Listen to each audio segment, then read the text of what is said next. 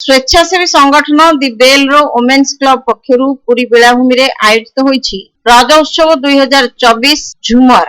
पहिल रज अवसर रे आयोजित एही उत्सव रे मुख्य अतिथि रूपे जोग दैथिले पुरी पौरपालिकार कार्यनिर्वाही अधिकारी प्रज्ञाश्री प्रियंवदा। दि बेल रो प्रतिष्ठाता अध्यक्ष सिद्धार्थ राय उत्सव आयोजन उद्देश्य संपर्क में सूचना प्रदान करथिले। से कहिथिले जे समय क्रमे हजि जाउथुवा परंपरा को आगामी पीढ़ी पाखरे पहुंचाइबा उत्सव आयोजन मुख्य लक्ष्य। पर्यटक मानकु ओडिशार एही नियारा पर्व सहित परिचित कराइबा और कार्यक्रम को लोकाभिमुखी करी पर्यटकों को आकृष्ट करिबा उत्सवर अन्यतम उद्देश्य। उत्सव उपलक्षे अनुष्ठान पक्षरु दोली खेल, अलता लगा, लुडुपाली, रज संपर्कित प्रश्नोत्तर, म्यूजिक चेयर इत्यादि आयोजन करा जायथिला। अतिथि और दर्शक मानकु पारंपरिक पिठा, मिठा और रजपान बंटन करा जायथिला। पर्यटक मानकु रज संपर्क में इंग्राजी, बंगला और हिंदी भाषा रे बुझाइबा पई स्वेच्छासेवी को नियोजित करा जायथिला। स्थानीय बासिंदा मानक सहित पर्यटक माने रज उत्सवर बेस मजा उठाइथिले।